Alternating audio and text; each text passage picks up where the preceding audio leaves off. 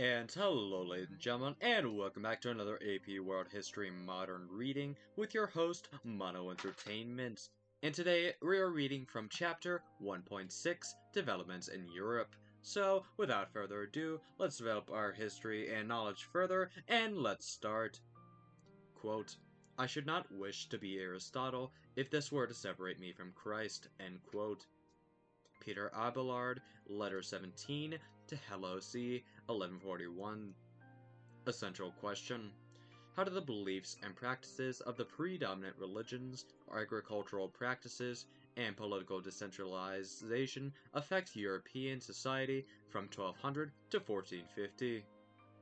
As the Roman Empire declined in power in the 5th and 6th centuries, Western Europe entered the Middle Ages, sometimes called the medieval period. Throughout Europe, trade declined, intellectual life receded, and the united Roman state was replaced by smaller kingdoms that frequently fought one another for control of territory. In response, European kings, lords, and peasants worked out agreements to provide for common defense. Only the Roman Catholic Church remained powerful in most of Europe from Roman times to the 16th century. However, between 1000 to 1450, learning and trade began to revive in Europe. This is called the High Middle Ages. Like many scholars of this period, Peter Abelard studied classical thinkers such as Aristotle and sometimes criticized the church, but he remained a faithful throughout his life. Feudalism, political and social systems. European civilization in the Middle Ages was characterized by a decentralized political organization based on a system of exchanges of land for loyalty known as feudalism. Lacking a strong government, people needed some protection from bandits, rival lords, and invaders such as the Vikings from northern Europe. The core of feudalism was a system of mutual obligations. A monarch, usually a king, granted tracts of land called fiefs to lords. In return, a lord became a vassal, a person who owed service to another person of higher status, in this case, the king. Lords then provided land to knights. In return, knights became vassals of the lord and pledged to fight for the lord or king. Lords also provided land and protection to peasants. In return, peasants were obligated to farm the lands and the lord's land and provide the lord with crops and livestock to obey the lord's commands. Feudalism provided some security for peasants, equipment for warriors, and land to those who served a lord. Since the entire system was based on agriculture, wealth and was measured in land rather than in cash. The feudal system incorporated a code of chivalry, an unwritten set of rules for conduct focusing on honor, courtesy, and bravery, as a way to resolve disputes. Since women were to be protected, the code put them on a pedestal while not investing with them with any significant additional importance. In practice, women did not have any rights. Manorial system. Large fiefs or estates were also referred to as manors. The manorial system provided economic self-sufficiency and defense. The manor produced everything that people living on it required, limiting the need for trade or contact with outsiders. Many serfs spent their entire lives on a single manor, little aware of events in the rest of Europe. Manor grounds were small villages that often included a church, a blacksmith shop, a mill, and wine presses. They included the homes of peasants known as serfs. Serfs, while not slaves, were tied to the land.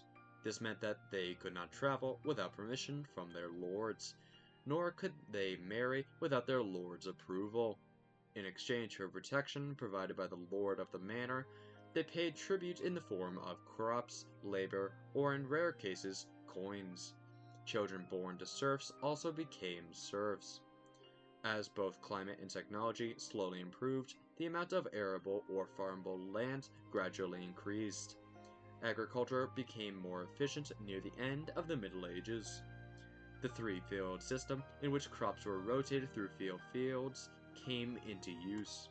One field was planted with wheat or rye, crops that provided food. A second field was planted with legumes such as peas, lentils, or peas. These made the soil more fertile by adding nitrogen to it. A third field was allowed to remain fallow or unused each year. Technological developments included windmills and new types of plows.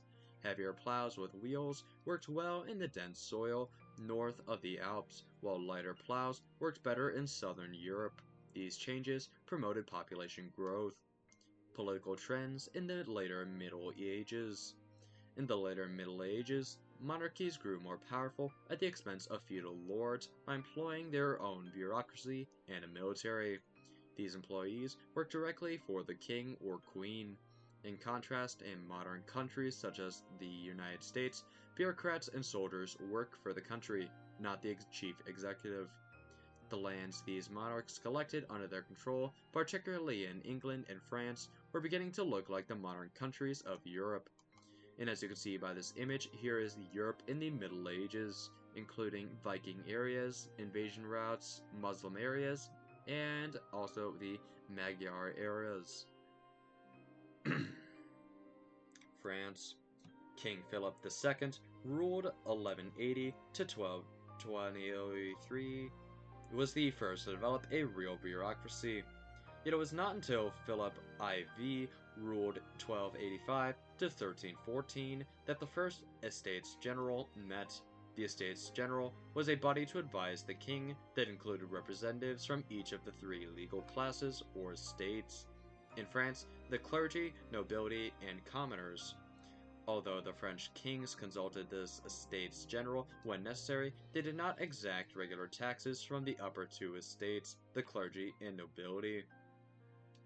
Consequently, the Estates General had little power. The clergy and nobility felt little responsibility to protect a government they were not financing, a problem that only continued to increase in France up to the eve of the French Revolution of 1789. Holy Roman Empire. The German king, Otto I, was crowned Holy Roman Emperor in 962, harkening back to the Charlemagne's designation as Emperor of the Romans.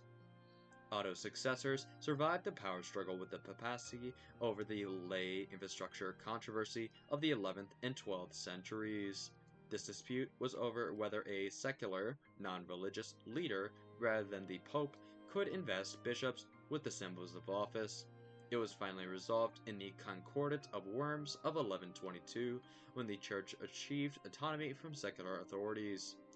The Holy Roman Empire remained vibrant until it was virtually destroyed during the 30 Years' War, 1918 to 1948. It lingered on, but with little power. The empire came to a formal end when the French leader Napoleon invaded Central Europe in 1806. Norman England. The Normans were descendants of Vikings who settled in northwestern France, a region known as Normandy. In 1066, a Norman king, William the Conqueror, successfully invaded England. This gave him kingdoms on both sides of the English Channel. He presided over a tightly organized feudal system, using royal sheriffs as his administrative officers. The fusion of Normans and Anglo-Saxons created the modern English people. Many English nobles rejected to the power of William and succeeding Norman monarchs. These nobles forced limits on that power. In 1215, they forced King John to sign the Magna Carta, which required the king to respect certain rights, such as the right to jury and trial before a noble could be sentenced to prison. They also won the right to be consulted on the issue of scutage, a tax paid on a knight who wanted to pay money instead of provide military service. Finally, the first English Parliament was formed in 1265. These developments increased their rights of the English nobility, but not of the general population. In the first full parliamentary meeting in 1265, the House of Lords represented the nobles in church hierarchy, while the House of Commons was made up of elected representatives of wealthy townspeople. Eventually, the power of these two legislative bodies in England became stronger than that of similar bodies on the European continent. The 100 Years' War. Between 1337 and 1453, the rival monarchies of England and France fought a series of battles known as the Hundred Years' War. English archers, armed with longbows about 6 feet long, helped win several early victories. However, by the end of the conflict, the English retained only the port of Calais in France. Two other important results of the war were on how people saw themselves and how they fought. On each side, serving under a monarch fostered a sense of unity among soldiers who often spoke distinct languages or dialects. The war marked another step towards people identifying themselves as English or French rather than a particular region. The war also demonstrated the spreading use of gunpowder weapons. Gunpowder had been invented by the Chinese and spread west by Mongols. Christians versus Muslims. In addition to conquering England, the Normans also conquered Sicily, taking control of that Mediterranean island from Muslims. Muslims had conquered Spain in the 8th century. From that time, Christians had wanted to reconquer it. This effort, called Reconquista, occurred over many centuries. It was finally completed in 1492. Roman Catholic Church during the Middle Ages. In 1054, the Christian Church in Europe divided into two branches, a split called the Great Schism. The Roman Catholic Church continued to dominate most of Europe for another 5 centuries, while the Orthodox Church was powerful farther east, from Greece to Russia. The Roman Catholic Church was one of the most powerful institutions in a Europe divided into hundreds of small political states. Often, church staff were the only people in a community who knew how to read and write. If common people needed something written or read, they asked a church official to do it. Most manors had a small church and a priest on the grounds. Christianity provided people a shared identity, even as vernacular languages, one spoken by the people in a region, emerged to replace Latin. Education and art. The Church established the first universities in Europe. Because the Church led in the areas of education, most philosophers, writers, and other thinkers of the Middle Ages were religious leaders. All artists worked for the Church. Most artwork focused on religious themes, which provided images to help illustrate serfs and the Bible. Church and state. The Church held great power in the feudal system. If a lord displeased the Church, it could pressure the lord in various ways. For example, a local bishop might cancel religious services for his serfs. This angered the serfs, who would demand that the lord give in to the bishop. Like the Roman Empire, the Roman Catholic Church had an extensive hierarchy of regional leaders. The regional religious leaders, called bishops, owed allegiance to the Pope, the supreme bishop in Rome. The bishops also selected and supervised local priests. Monasticism. Although some Christian clergy withdrew to monasteries to meditate and pray, they remained part of the economies of Western Europe. The monasteries had the same economic functions of agriculture and protection as other manors. Women were permitted to become nuns and exerted their influence in the monasteries of the Catholic Church. Reform. Although clergy took vows of poverty and supported charities in their communities, the clergy also wielded considerable political influence, and some monasteries became quite wealthy. Wealth and political power led to corruption during the 13th and 14th centuries. Eventually, corruption as well as theological disagreements drove reformers such as Martin Luther to take stands that would shatter the unity of the Roman Catholic Church in the 16th century. Christian Crusades. Just as Europeans fought to drive Muslims out of Sicily and Spain, they also sought to reclaim control of the Holy Land, the region of Palestine in the Middle East that contains sites of spiritual significance to Jews, Christians, and Muslims. European Christians had enjoyed access to these lands for centuries, even after they came under the control of Muslims. Social and economic trends of the 11th century added to the pressure among Europeans to invade the Middle East. Rules of primogeniture, under which the oldest son in a family inherited the entire state, left a generation of younger sons with little access to wealth and land. The landed nobles saw a military campaign as a way to divert the ambitions of these restless nobles, as well as unemployed peasants who often pillaged the lands of neighboring lords. Furthermore, merchants desired unfettered access to trade routes across through the Middle East. The combination of these religious, social, and economic pressures resulted in the Crusades, a series of European military campaigns in the Middle East between 1095 and the 1200s. Politics shaped the conduct of Crusades. Tensions between popes and kings strengthened the intention of the Roman Catholic Church to take control. The Church also used its spiritual authority to recruit believers. It granted relief from required acts of atonement and penance, and even promised people they would reach heaven sooner if they joined a crusade. Support came for the Orthodox branch of Christianity as well. Alarmed by news of the persecution of Christian pilgrims by Seljuk Turks, the Orthodox Patriarch of Constantinople appealed to Pope Urban II to help retake the Holy Land from Islamic control. The First Crusade.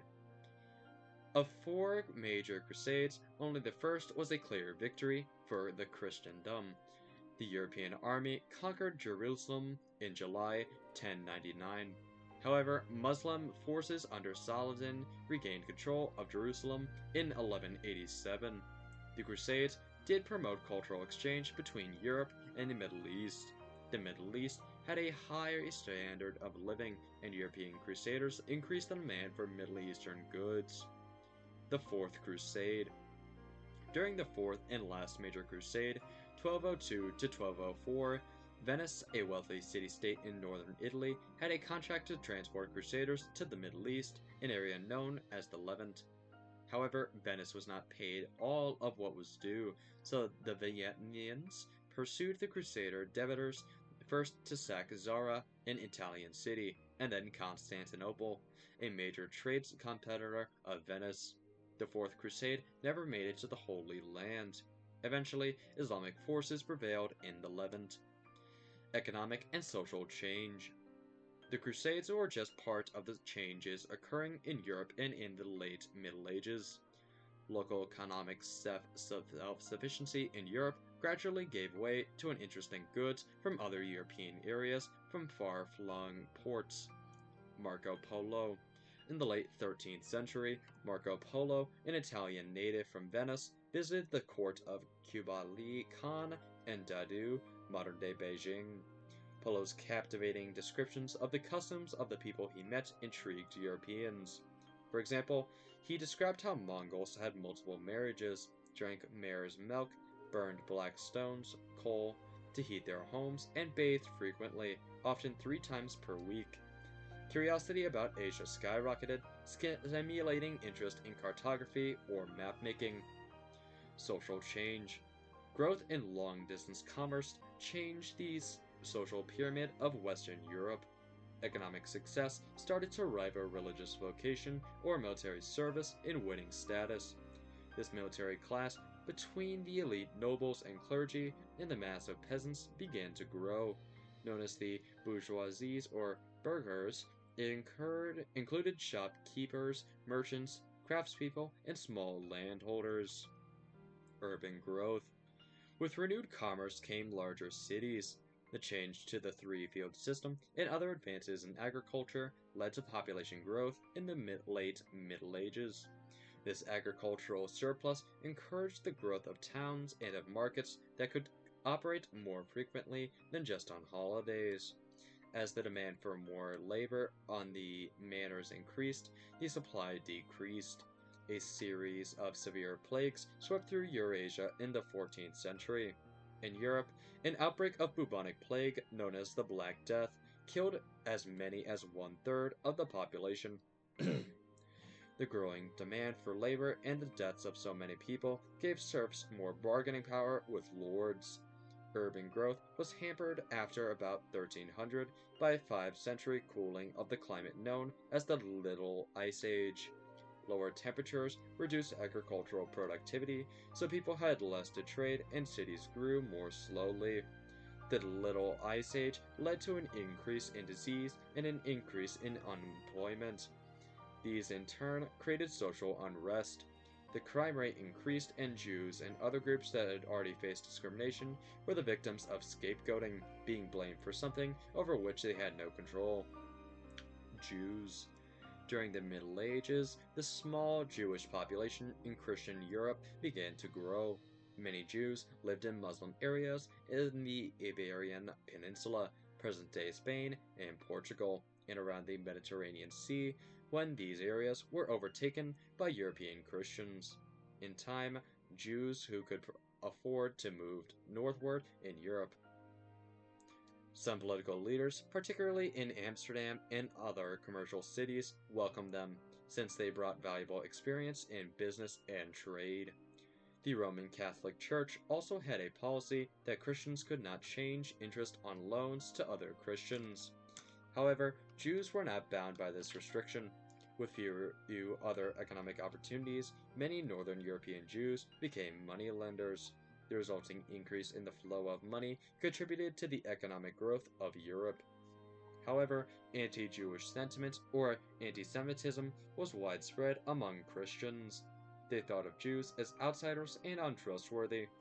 Jews were expelled from England in 1290, France in 1394, Spain in 1492, and Portugal in 1497, as well as from various independent kingdoms and cities in Northern and Central Europe. Jews expelled from the Western and Central Europe often moved to Eastern Europe. While Jews had lived in this region since the 1st century, their numbers increased greatly because of the expulsions. Muslims. Like Jews, Muslims faced discrimination in Europe. In 1492, the Spanish king expelled the remaining Muslims in the kingdom who would not convert to Christianity. Many Muslims moved to southeastern Europe. In the 13th century, the Muslim Ottoman Empire expanded its reach from Turkey in the Balkan countries of present-day Albania, Kosovo, and Bosnia and Herzegovina. These countries developed large Muslim populations. While Europe was predominantly Christian, and despite their persecution, both Jews and Muslims helped shape society. Unlike most people in Europe in the Middle Ages, Jews lived in urban areas, and they served as a bridge between Christians and the Muslims whose goods they desired in trade. Contacts with traders and Muslim caliphates often opened a world of trade and a world of ideas for Europeans who had long been self-sufficient and isolated under feudalism. Gender roles. Women found their rights eroding as a wave of patriarchal thinking and writing accompanied the movement from an agricultural society to a more urban one. Even fewer women than men received an education, although women often managed manor accounts. One place where women had greater opportunities to display their skills in administration and leadership was in religious orders. Some women became artisans and members of guilds, associations of craftspeople, and merchants, although not all had property rights. Women in Islamic societies tended to enjoy higher levels of equality, particularly in parts of Africa and Southeast Asia. Renaissance. The expansion of trade, the growth of an agricultural surplus, and the rise of a middle class able to patronize artists sparked great creativity in Europe. The Renaissance was a period characterized by a revival of interest in classical Greek and Roman literature, art, culture, and civic virtue. Scholars recovered and studied decaying manuscripts that had been written many centuries earlier. Developed in 1439, Johannes Gutenberg's movable type printing press initiated a revolution in print technology. The printing press allowed manuscripts to be mass-produced at relatively affordable cost. It fostered a growth in the literacy and the rapid spread of ideas. One characteristic of the Renaissance was the interest in humanism, the focus on individuals rather than God. Humanists sought education and reform. They began to write secular literature. Cultural changes in the Renaissance, such as the increased use of the vernacular language, propelled the rise of powerful monarchies, the centralization of governments, and the birth of nationalism. South Renaissance. In the regions of Italy and Spain, church patronage supported the Renaissance. For example, the writer Dante Alighieri, 1265 to 1321, used religious frameworks for the Divine Comedy, which features hell, purgatory, and heaven. Nevertheless, his fearlessness in criticizing corrupt religious officials and his willingness to use Italian vernacular instead of Latin reflected his independence from the Roman Catholic Church. Wealthy families, such as the Medicis of Florence, used their money to support painters, sculptors, and architects. Northern Renaissance. By 1400, the Renaissance spirit spread to Northern Europe. While many Renaissance artists emphasized piety in their work, others emphasized human concerns.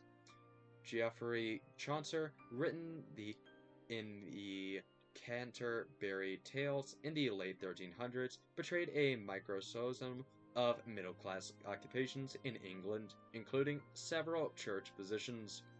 His satirical writings portrayed monks who loved hunting and overly sentimental nuns. Like Dante, a century earlier, Chaucer chose a vernacular Middle English for this work, although many of his other writings were in Latin.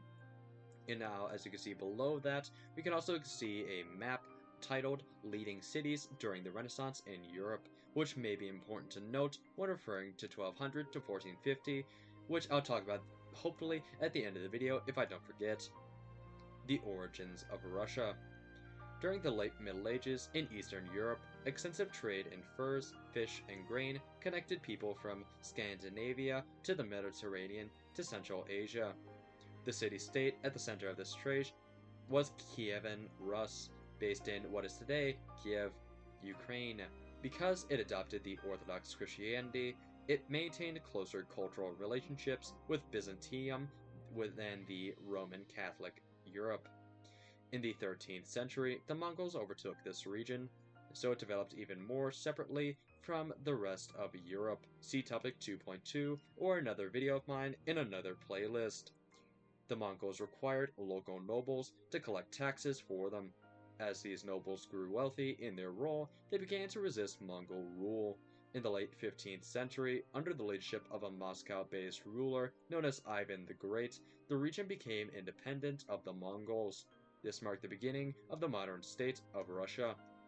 Key terms by theme. Government, England. Magna Carta, English Parliament. Economy, self-sufficiency. Manners, manorial system. Technology, England. Three-field system. Society, hierarchies. Feudalism, serfs. Primogeniture, bourgeoisie, burghers. Government, France. Estates General, estates. Government, Holy Roman Empire, Otto I. Culture, ideas. Crusades, Marco Polo, Renaissance, and Humanism. Culture, religion. Lay investiture, controversy, Great Schism, anti-Semitism. Environment, climate, Little Ice Age. And ladies and gentlemen, that's going to do it for today's video. I really hope you enjoyed the video. Please like the video and hit the subscribe button if you would like. And now, before we actually sign off, I do want to share some of my thoughts on what I had read. So for starters, some of these themes were actually pretty important. Like for starters, we can actually look, and it did quote that there was the birth of nationalism, which in itself is pretty important to note because nationalism is a very big causer of certain things, including the World War I, II, and also various other events, as well as a justification system for certain things. However, it also was a countermeasure to imperialism, which will later be seen in some of the later giant chapters, or units, I should say. However, another thing too is that this Renaissance could be viewed as an early version of the Enlightenment, and an early version of not just the Enlightenment, but also the Industrial Revolution, because during this period, it seems that with the invention of the typewriter, well, I think it's the typewriter, I believe it said, or at least the advances in printing technology, as well as new ideals, they kind of just make it to where it sounds a little bit like the Industrial Revolution and Enlightenment, because that's my honest connection. And it isn't just this advance, too, that I'm going to be seeing, because we're also going to be seeing a massive advance when it comes to human culture. Starting off, an example of this, too, from some of the notes I currently have, are that actually, it seems like in this beginning, since we're coming to a conclusion for Chapter 1 soon, that with this period, it certainly does seem very feasible that it can be stated that in the beginning from 1200 to 1450, it seems that Europe and a lot of the world, like Asia, the Americas, basically everywhere was very... Hold on.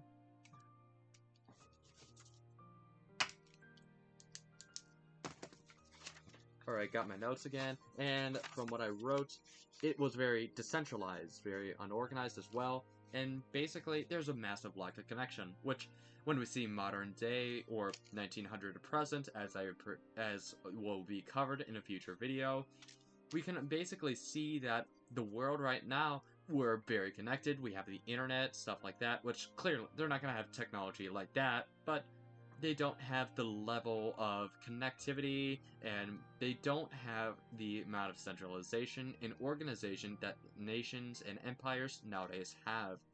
Because ultimately, a lot of things are still carrying on today, like even in, for example, one of the later chapters will cover a revolution in Haiti, which is actually taking shape and it's taking its independence in modern day. After all, you can check out the news on that. I believe it's around there. I could be wrong, but again, don't quote me on that, please. Now, to wrap this video up, because it's already long enough, I hope you enjoyed the video. Please like the video, hit the subscribe button if you would like, and if it ever becomes the inconvenience, you can always unsubscribe. However, if you would also like, please hit the notification bell to stay up to date and when I post more content. And now, coming up next, if you're willing to stay tuned, is Chapter 1.7, the final chapter of Unit 1. Please stay tuned for my channel and for that video. I hope you have an amazing day or night. Please stay safe, stay happy, and remember, ladies and gentlemen, stay entertained.